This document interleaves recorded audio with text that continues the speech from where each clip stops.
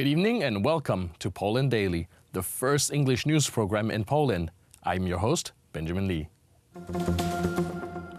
2-year-old Alfie Evans passed away at 2:30 a.m. last night. The toddler had been fighting for his life for the past 5 days ever since the British court decided to take him off life support against the will of his parents. Poland, along with numerous countries, in an effort to rescue the child, has given Alfie numerous options and support. Italy, meanwhile, offered to have a plane transport him to the Vatican, where he was offered treatment free of charge. The British court, however, refused all attempts to save the struggling child's life. The decision to not let Alfie to go to Italy outraged people all across the world. His parents' struggle to save their son was admired by the global pro-life movement. The boy's father informed the world about Alfie's death on Facebook. My gladiator laid down his shield and gained his wings at 2:30. Absolutely heartbroken. I love you, my guy.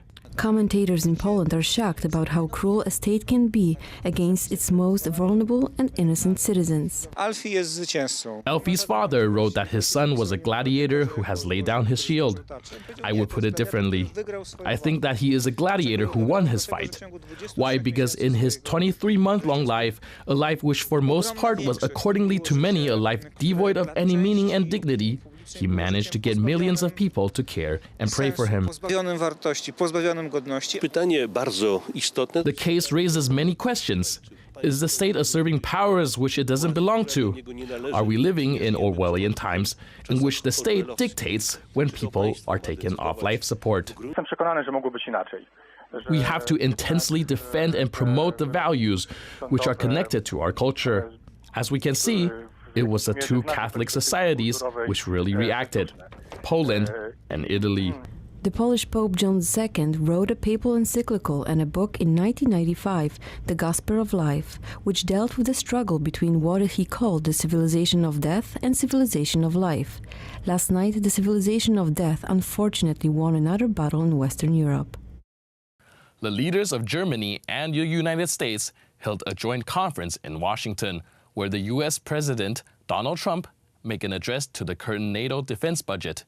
In the attempt to encourage the member countries to contribute their fair share in the expenditures, the U.S. President wrapped up the press conference by publicly expressing his appreciation of the contributions made by Poland, which exceeded the expected amount in the joint defense budget. With regards to contributions to the NATO joint defense budget, the leader of the United States, Donald Trump, made this statement. There's tremendous potential between the European Union and the United States, and I think that's going to happen. There's also tremendous benefit to NATO when people pay what they have to be paying. Some countries actually pay more than they're supposed to. They think the United States is, I've been told by numerous countries, Poland being one. Poland is great. I mean, they pay actually a little bit more than they're supposed to be paying or have to pay because they feel the United States is more than carrying the load. And perhaps they feel it's not fair, but it's something we very much appreciate. But I believe that, when I look at the numbers in Germany and some other countries, they may not like Donald Trump, but you have to understand, that means I'm doing a good job because I'm representing the United States. Angela is representing Germany. Polish Prime Minister Mateusz Morawiecki responded on Twitter as follows. Poland is serious about ensuring the security of its citizens and its NATO obligations. We already spent over 2% of GDP on national defense, and by 2030, we will reach 2.5%. Our allies appreciate this. Thank you, Donald Trump, for these important words. It has been 32 years since the tragic events at Chernobyl, as we observe the anniversary of the disaster this Thursday. Even though the Chernobyl disaster took place in 1986, the nuclear power plant was operative for almost 14 more years. It was not until the year 2000 that the last reactor was deactivated. The overheated nuclear reactor was the direct cause of the accident. As a result, an explosion quickly followed and the radioactive substances got outside the power station, polluting the atmosphere. The consequences were severe. The civilians in Ukraine and Belarus were the most affected. Я участвовал и в тушении. In my life, I have participated in firefighting and many rescue operations on water, but I've never seen anything like this before. When I got closer to Chernobyl, I couldn't believe my eyes. It seemed impossible, but it really was a disaster on a global scale. Планетарного масштаба. Pripyat, the city situated closest to the reactor, was immediately evacuated. During the first 24 hours, 50,000 citizens were forced to leave their homes, some of them forever. The radioactive cloud flew in all directions, west or east, it didn't matter. Everyone got their fair share of the fallout. The widespread radiation affected countries such as Bulgaria, Austria, Romania, Finland, Sweden, the Czech Republic, Slovakia and Poland. Mówimy tutaj o różnego rodzaju nowotworach. We faced threats of all types of tumors, mainly thyroid cancer. There was also the question of the safety of the consumption of animals.